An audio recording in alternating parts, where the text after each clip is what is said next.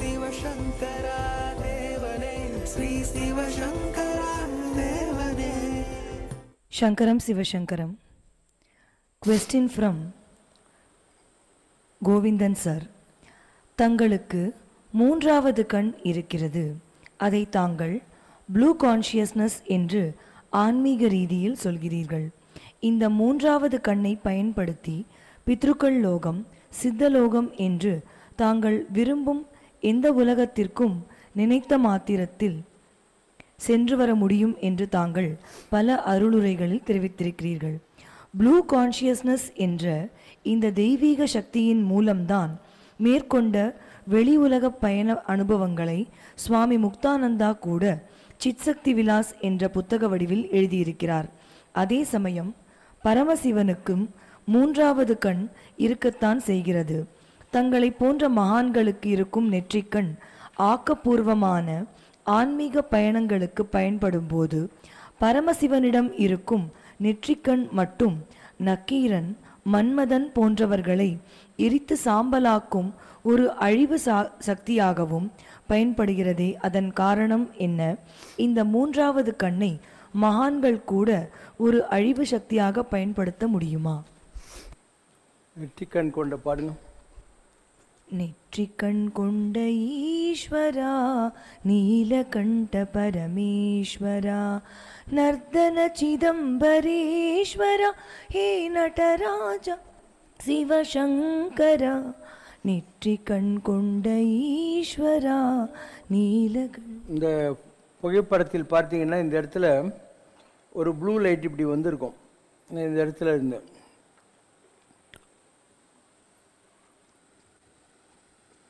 அதுதான் நெற்றிக்கண்ணு சொல்லக்கூடியது. இந்த இடத்துல இருக்கு பாருங்க. இப்போ நீங்களாம் நீல வண்ண கண்ணா வாடா நீ ஒரு முத்தம் தாடா அப்படிலாம் பாடுறீங்க. ஸோ அந்த நீல வண்ண கண்ணுங்கிறது இதுதான். இதை வந்து நீல் பிந்து மாதவ் அப்படிங்கிறாங்க. பிந்து வைக்கிற இடத்துல இருக்கக்கூடிய மாதவம் செய்தவன் நீல் பிந்து மாதவ், அந்த இடத்துல இருக்கக்கூடிய நீலஜோதி அப்படின்னு அர்த்தம். It's highest level for a sadhaka. ஒரு சீக்கருக்கு இதுதான் அந்த தேர்ட் ஐங்கிறது.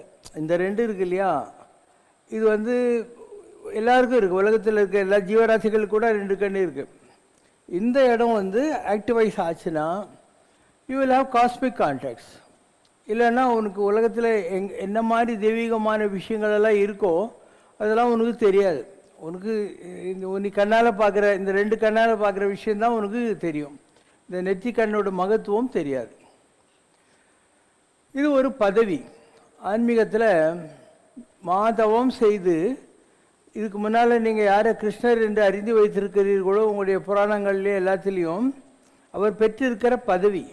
அதனால் இந்த உலகத்தில் இருக்கிற யாராக இருந்தாலும் அவங்கக்கிட்ட இருக்கிற அந்த ப்ளூ கான்ஷியஸ்னஸ் இருக்கு இல்லையா, அதுதான் கண்ணன்ன்றது. கிருஷ்ணன்னு சொல்லக்கூடியது அதுதான். கிருஷ்ணன்னாலே கண்ணன் அர்த்தம்.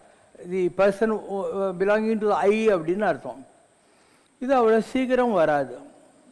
You have to control your total consciousness. Then at some point it comes. I got this in the year 1984-85 itself. I got this. இந்த பவர் வந்துடுச்சு எனக்கு. அதே மாதிரி இந்த கண்ணில் ஒரு கண்ணில் சந்திரன் ஒரு கண்ணில் சூரியன் வரும். அப்போது ஆதித்யோ சந்திர நயனா அப்படின்னு சொல்லி வேதங்கள் எல்லாம் எது சொல்கிறதோ ஆதித்யனும் சந்திரனும் இதை தான் ஆண்டாள் சொல்கிறா. என் கண்ணில் இருக்கும். அது மாதிரி என் கண்ணில் சூரியன் இருக்கும், சந்திரன் இருக்கும். இதில் இன்னைக்கு என்ன திதியோ பௌர்ணமி அன்னைக்கு பார்த்தீங்கன்னா சூரியனும் சந்திரனும் ஃபுல் ரவுண்டில் இருக்கும். ஒரு 3ஆம் பிறை 4ஆம் பிறையில் பார்த்தீங்கன்னாக்கா சூரியன் ஃபுல்லாக இருக்கும், ஆனால் சந்திரன் 3ஆம் பிறை 4ஆம் பிறையில் இருக்கிற மாதிரி இருக்கும் என்னுடைய கண்ணில். இது அடுத்த தெய்வீகமான ஒரு விஷயம். இதெல்லாம் தவத்தினால் வரும். தவமும் தவமுடையாருக்கே யாம். நீ ஆஸ்பத்திரியில் போய் கண்ணு டாக்டரை பார்த்து எனக்கு இதெல்லாம் வர்ற மாதிரி பண்ணிடுங்கன்னா ஒன்றும் வராது. It's not possible. அதே மாதிரி when you talk of chakras, அந்த சக்கராலாம் நீ எந்த ஒரு பயாப்சி பண்ணி எந்த மெடிக்கல் காலேஜில் போய் பார்த்தாலையும் கிடைக்கவே கிடைக்காது.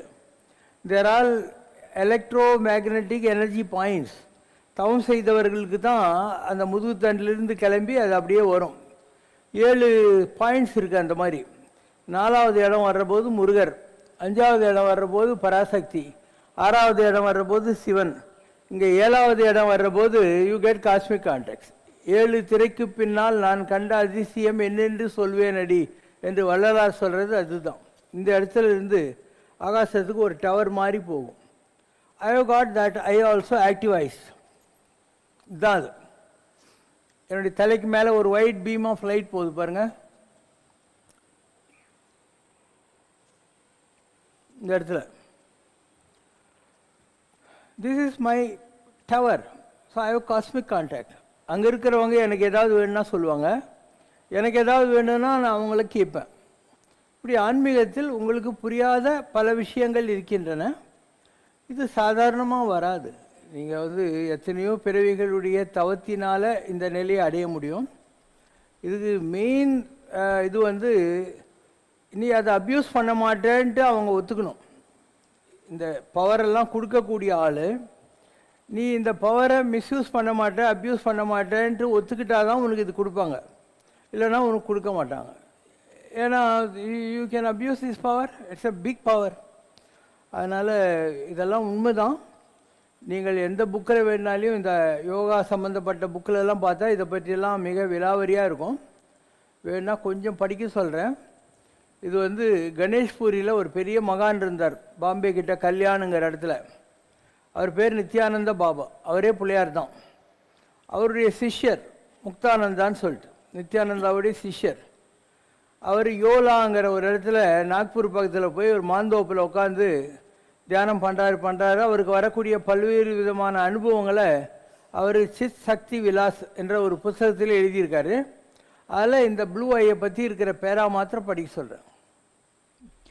The blue pearl, while revolving, the pupils of both the eyes became centered on the cranial region. The eyeballs rolled upwards and then downwards. This was followed immediately by a momentary appearance of the tiny, resplendent blue pearl, shaped like a sesame seed, which shot out of the eyes like a lightning flash and returned to its seat within. This is a highly mysterious and astonishing occurrence. The tiny blue pearl illuminated all the directions for an instant. If I sat facing east, the eastern direction was alight. If south, the southern direction. Students of Siddha Yoga, how shall I describe the splendor of that pearl? It moved even faster and more briskly than a flash of lightning. As I beheld it, many expectations were aroused. Will Rama, Krishna, or my supreme deity, Parashiva, appear within it? Who shall follow Airavat? Although I was eager for a vision of the divine, my mind was full of joy and contentment. Besides, I began to spend my days in a different manner. After the vision of the blue pearl, the inner soul was contented, feeling that it had been blessed by the goddess Kundalini with a supreme gift. I then began to honor one and all in my heart. My eyes stopped revolving and their vision was fixed upwards. As a result, if I wanted to see something lying below, I felt strain. At times, my eyes remained wide open. The acute pain in the space between the eyebrows disturbed my sleep at night. Then a light resembling the flame of a lamp of worship stood still in the 2-petaled lotus between the eyebrows. Its radiance and beauty were unsurpassable. As I gazed at it, my vision was blurred. I would fix my eyes on it in a state of self-oblivion. The way to Sahasrar, traversed by the awakened Kundalini, lies close to that light. This is truly the Siddha pathway, which does not open without the full grace of the Guru. Okay, பெரிய subject. So love is different, lust is different. லவ்ங்கிறது what I show to all of you, irrespective of age, gender, all this. அது வந்து சிவன், அன்பே சிவமாவது அருகிலார் அன்பே சிவம் ஆவது அறிந்தபின் அன்பே சிவமாய் அமர்ந்திருந்தார். So why all these children, all these people feel like, interacting with me or coming for a walk with me, all this why do happen? Because அது சிவம் என்ற ஒரு நிலையில் வர்றது. It is not that they are going to show the same love or something to their own parents or brothers or sisters. அந்த divine லெவலுக்கு நீ போனால் தான் அந்த மாதிரி உன்னை அட்ராக்ட் பண்ண முடியும். லஸ்ட்ன்றது என்ன? காமம். எந்த லேடி எப்படி இருந்தாலும் உனக்கு அந்த மாதிரியான ஒரு செக்ஷுவல் இது தான் வரும். ஒரு சிஸ்டர், மதர் அந்த மாதிரியான எண்ணங்கள் வர்றதுக்கு வாய்ப்பே கிடையாது. அதனால் my prescription for people is you get married, live a normal life. அதுதான் வைஷ்ணவத்தில் நல்ல prescription. In Vaishnava, unless you get married and beget children and you reach a level of 48 years, you are not allowed to take sannyasa. You cannot become a GRR மடாதிபதி. ஏன்னா அவங்க fulfil பண்ணிடுறாங்க அதெல்லாம். இப்போ நீ சாப்பிடாமல் இருக்க, அப்போது உனக்கு உலகத்தில் இருக்கிற மசால் தோசை, மசால் வடை, பாதாம் கீழ்ந்து எல்லாம் வேணும்னு தோணும். நல்லா சாப்பிட்டு திம்முன்னு உக்காந்துக்கிற போது நீ இந்தாங்க அல்வான்னா கூட வேணாங்க, வாந்தி வர மாதிரி இதுன்னு. அதனால் the best way to attain godhood is to get வாந்தி ஸ்டேஜ். அதனால தான் ஒரு வேமனா, ஒரு அருணகிரிநாதர் இந்த மாதிரி இருக்கிறவங்களுக்கு அந்த பவர் கிடைக்கிறதுக்கு அதுதான் காரணம். ஸோ இதுக்கு ஒரே வழி என்னென்னா வைஷ்ணவம் தான். நீ குடும்பம் நடத்துங்க. So when you are automatically satisfied, you try into all these higher levels of consciousness and that will safeguard your interest. And ஒரு லெவலுக்கு மேலே your system will start cooperating with you. ஆரம்பத்தில் as a biological person you may not be able to control. When you reach a higher level, when you are finished with all your vasanas, then you will be able to control. நான் இருக்கேன்னா, I got this death experience in the year 1984, 26 January. The experience of death, my body and spirit seeing each other. I had this on 26 January 84. After that, up to 1988, I never used to look at the face of any lady. I used to look at the feet of that lady and remember my mother's feet. So you have to train yourself. எங்கள் அம்மா காலை நினச்சிக்கிட்டு அந்த அம்மா காலை தான் பார்ப்பேன். அந்த கழுத்து கிழுத்து இதெல்லாம் பார்க்குற பழக்கமே கிடையாது. இது ஹையஸ்ட் லெவல் ஆஃப் டிசிப்ளின் தேவைப்படும் to reach the level which we are now talking about. அவ்வளோ ஈஸி கிடையாது. ஓகேவா? Next question.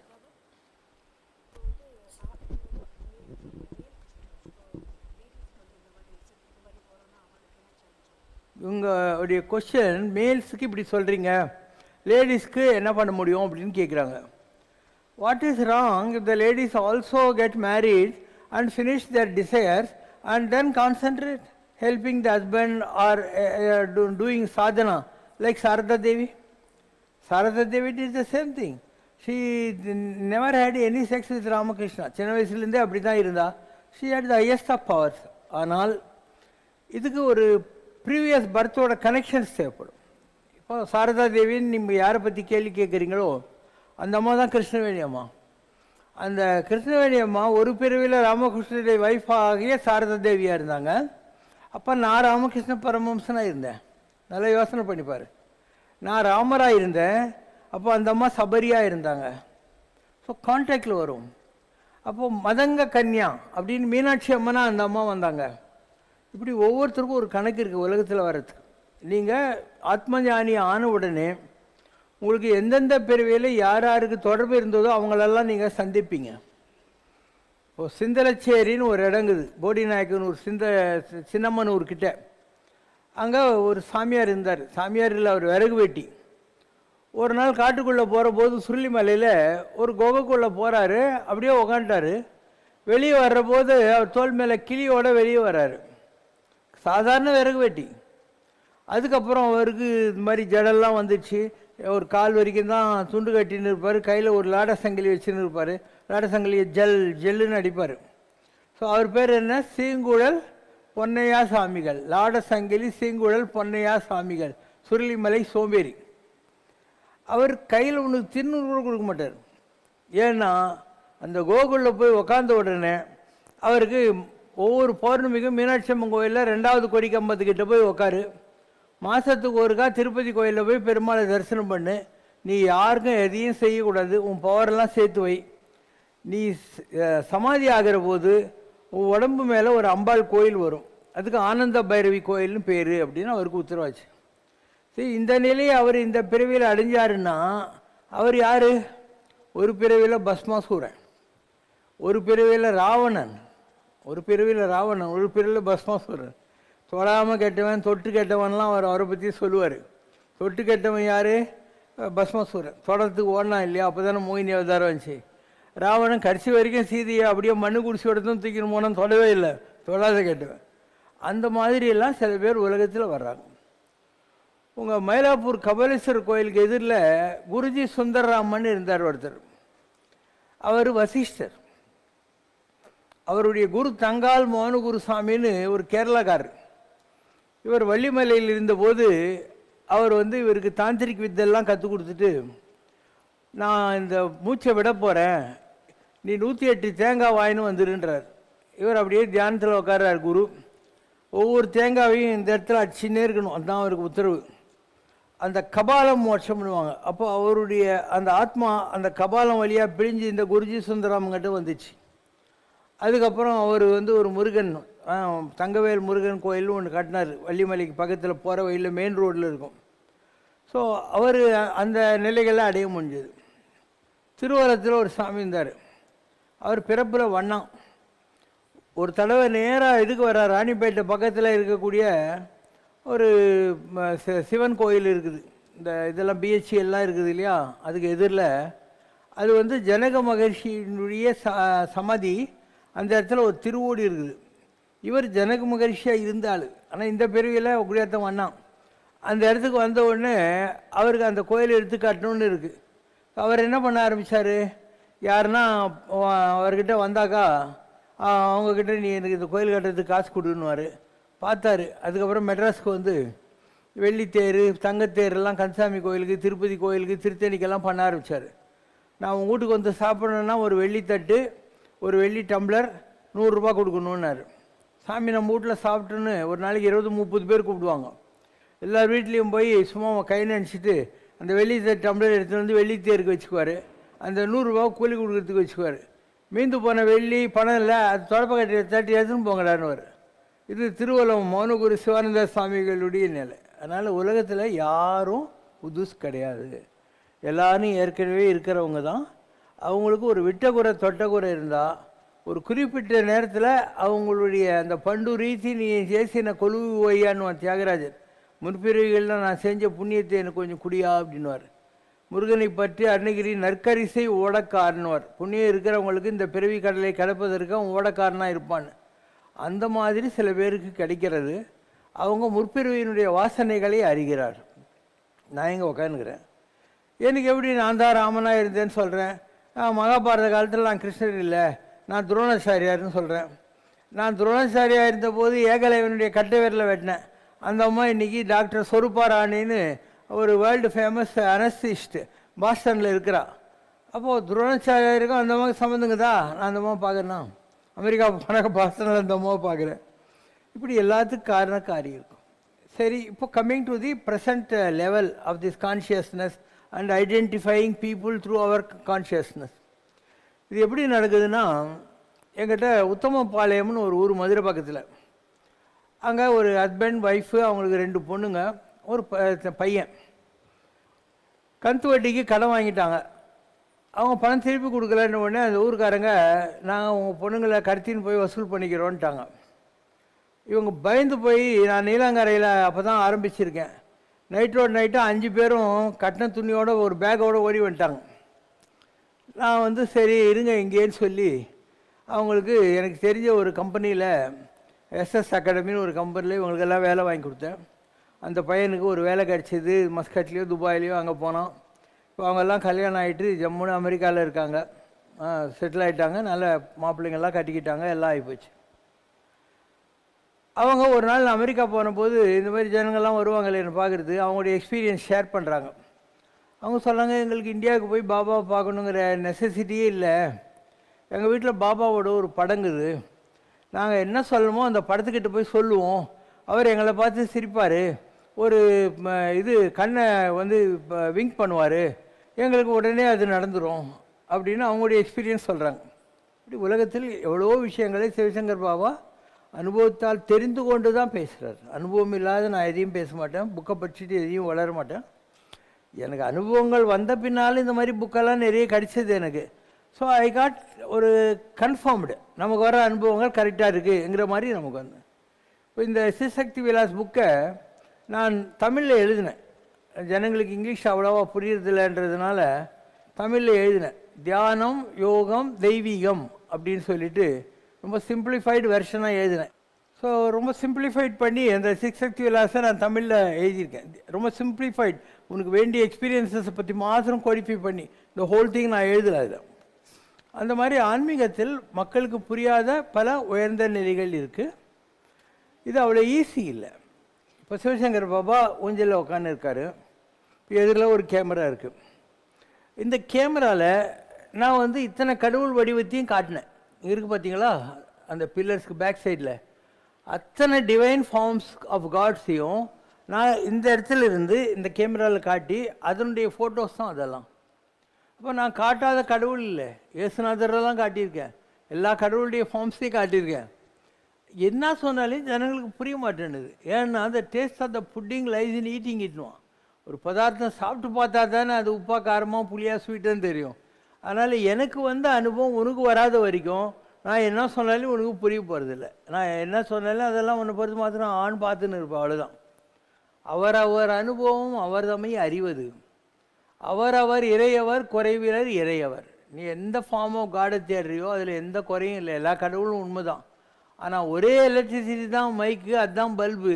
அந்த மாதிரி ஒரே கடவுள் தான் ராமனாகவும் கிருஷ்ணனாகவும் இயேசுவாகவும் புத்தனாகவும் பரமாச்சாராகவும் ஸ்ரீ பாபாவும் சத்யசாய் பாபாவும் யாராகவும் வருவது அவன்தான். இப்போ ஏன் அந்த மாதிரி வராங்கன்னா மக்களுக்கு புரியணும். அதனால் கம்பர் எழுதிய ராமாயணத்தில் ஒரே வரி தான் எல்லாம், மானுடம் வென்றதம்மா. ஒரு ராமன் மனிதனாக பிறந்து மனிதனாக வளர்ந்து வாழ்ந்து மனிதனாகவே எந்த ஒரு மிராக்களையும் பண்ணாமல் வாழ்ந்து காட்டினான் இல்லையா? அதுதான் மானுடம் வென்றதம்மான். கிருஷ்ணர் அப்படி இல்லை. Krishnar from childhood was a miracle man. Putana பால் கொடுக்குறது வந்தால் அவளை பால் குடிச்சியே கொண்டுறாரு. கம்சனை வந்து அவ்வளோ பெரிய குண்டனை கால் வச்சு ஒரு உதவ வச்சு கொண்டுறாரு. சாணூர மல்லர்களை கொல்றாரு. காளிங்க நர்த்தனம் ஆடுறாரு. வாழ்நாள் ஊரா பாடுறா என்கிட்ட இவ்வளோ போயிருக்குதுன்னு சொன்ன ஆள் கிருஷ்ணன். அது ஒரு அவதாரம். அதுக்கு முன்னாடி வந்தபோது he played out and out human, ராமனுங்கிற அவதாரத்தில்.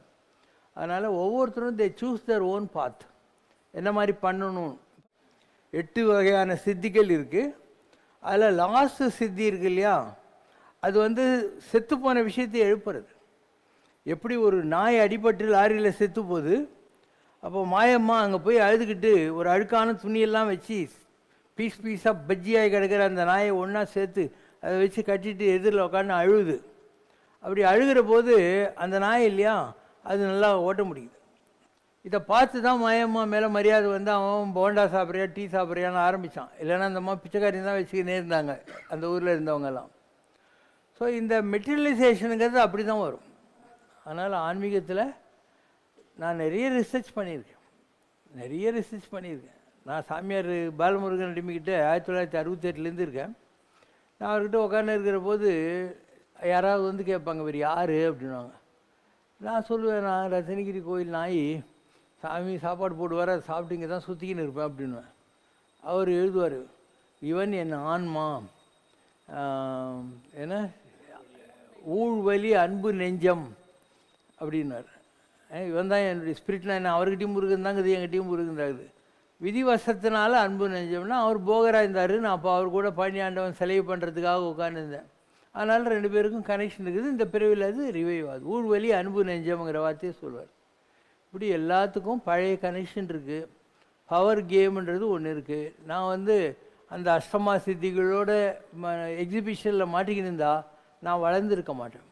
1984 அந்த அக்கல் பவரோடு நின்று போயிருப்பேன். ஜனங்க கிட்ட அதுலேயே தான் பொம்மை வர வச்சுன்னு அது இது பண்ணி விபூதி வர வச்சுன்னு மாட்டிக்கின்னு முடிச்சிருப்பேன். நான் அதை தாண்டி மேலே வந்ததுனால தான் இவ்வளோ பவர்ஃபுல்லாக இருக்கேன். இன்றைக்கி சிவசங்கர் பாபா ஜாலியாக பேண்ட்டு ஷர்ட்டு போட்டுன்னு வாட்சி கட்டின்னு உட்காந்துக்கிறான்னு நீ நினைப்பேன். ஆனால் I am the most powerful on this earth today. உனக்கு அதில் டவுட்டே தேவையில்லை. மோஸ்ட் பவர்ஃபுல், இப்போ இருக்கிறவங்களில் மோஸ்ட் பவர்ஃபுல். வேணா படிக்க சொல்கிறேன்.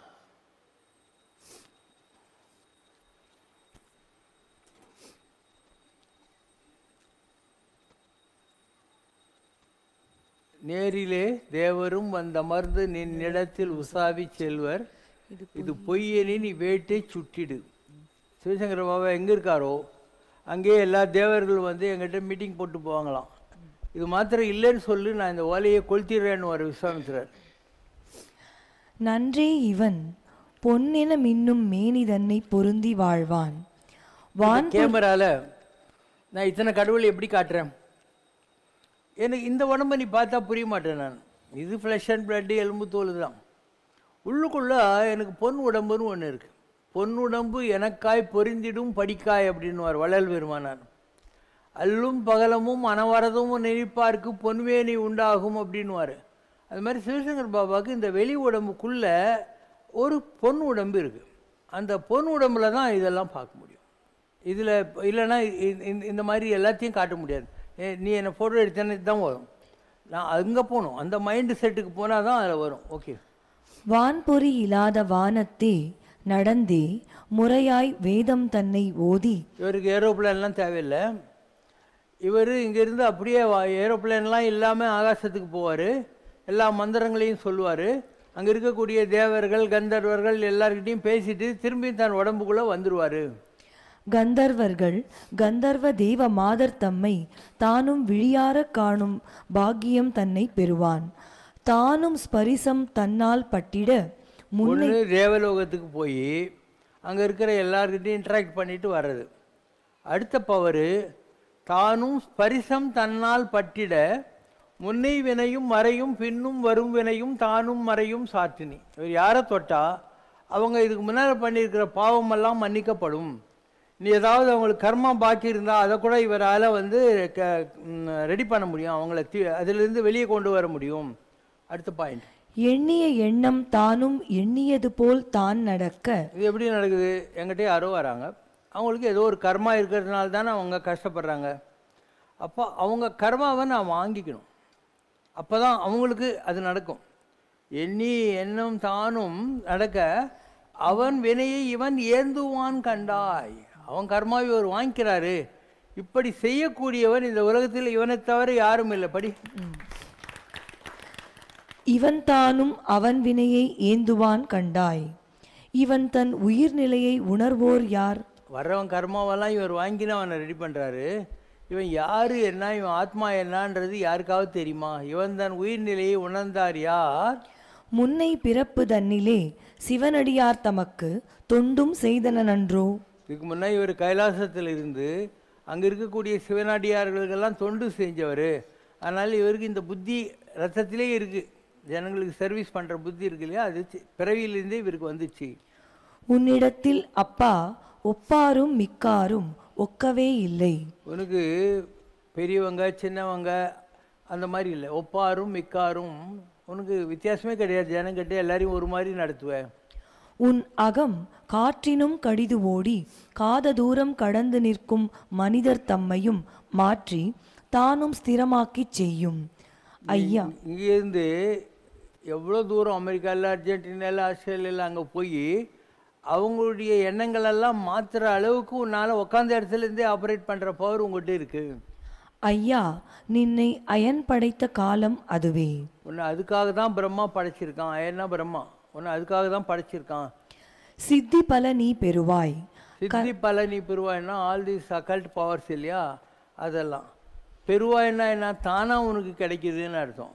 கற்பாய்னா யார்கிட்டையும் போய் கற்றுக்கினேன்னு அர்த்தம். நான் யார்கிட்டையும் கற்றுக்கல, தானாக கிடைத்தது.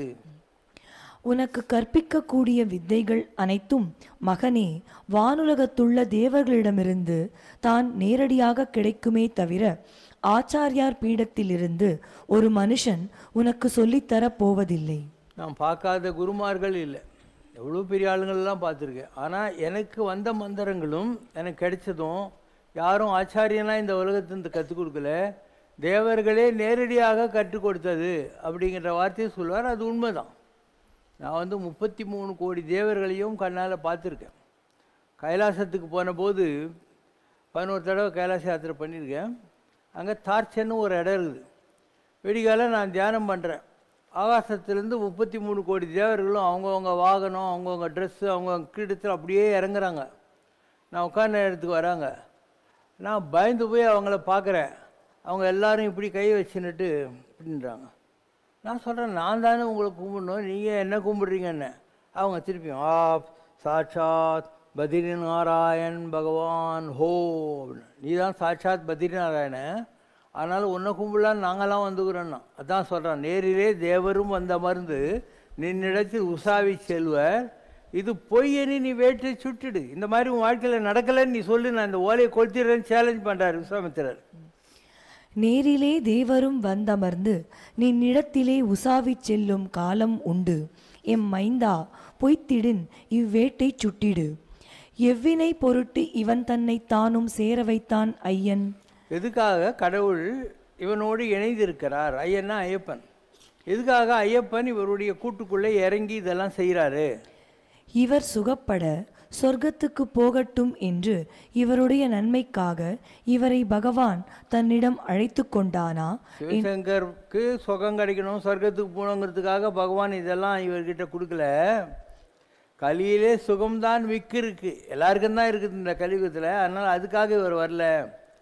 தீயோரும் நல்லோரும் இருவினையால் தாம் பிரிய தீயோரை தடுத்து அவர் தம்மை நல்லோராக ஆக்கிடும் வேலை இவன்தான் வேலை.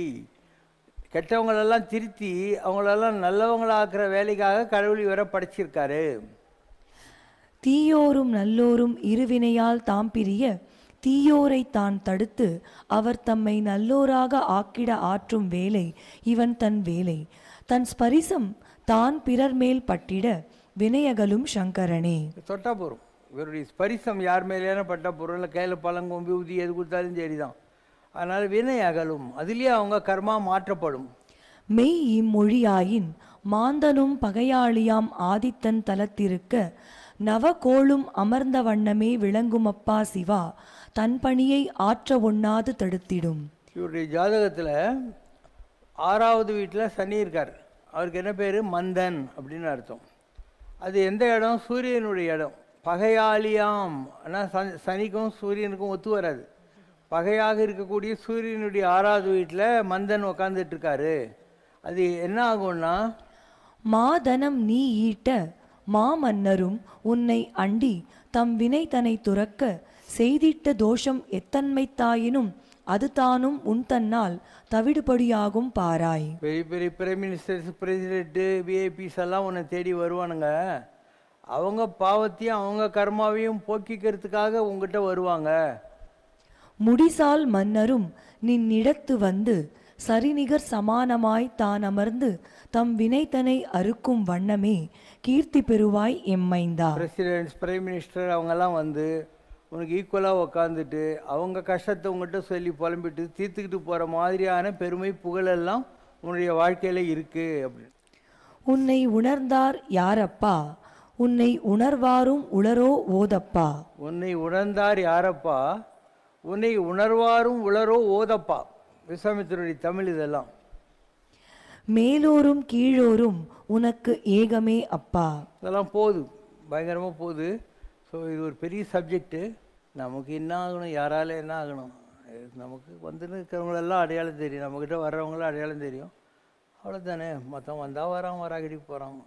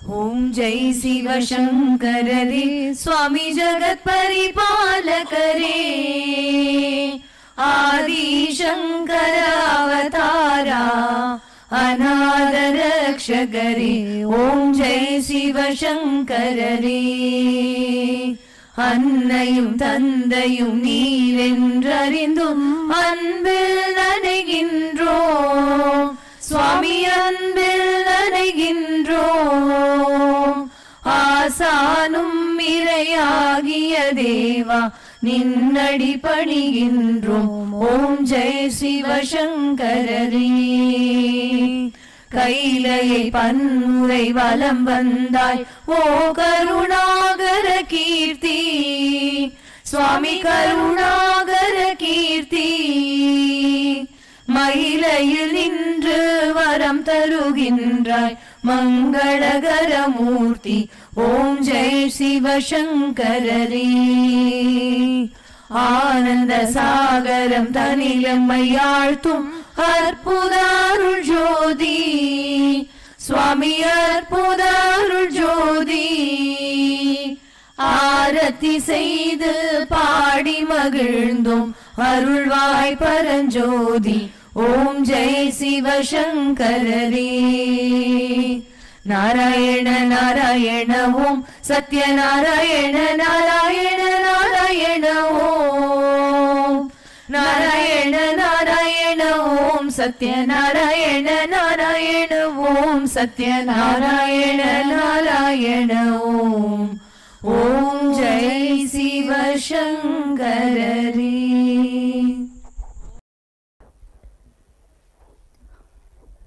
அமைதி தேடும் உலகினிலே ஆண்டவனின் வீதி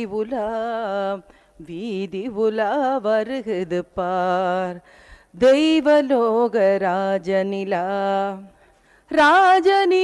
வரும் வழியில் போலிகளின் மூடுவிழா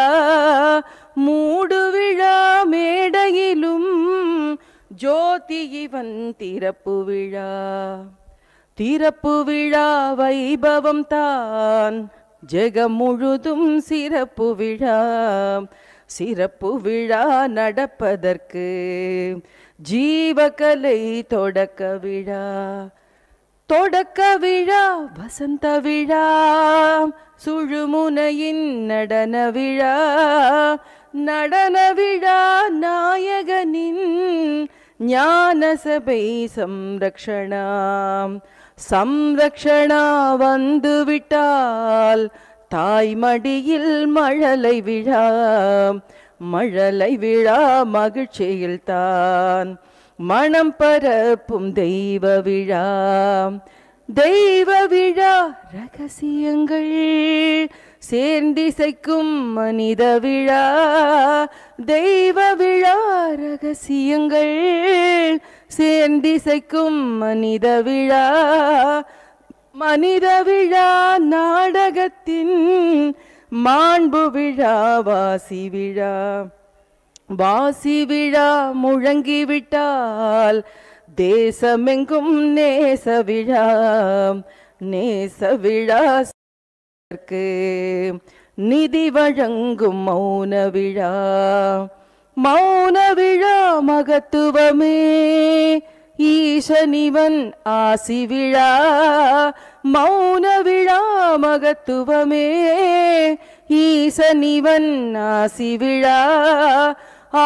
விழா அனுபவம் தான் அனைவருக்கும் அமைதி விழா ஆசி விழா அனுபவம் தான் அனைவருக்கும் அமைதி விழா அமைதி தேடும் உலகினிலே ஆண்டவனின் வீதி உலா வருகுது பார் தெய்வலோக ராஜனிலா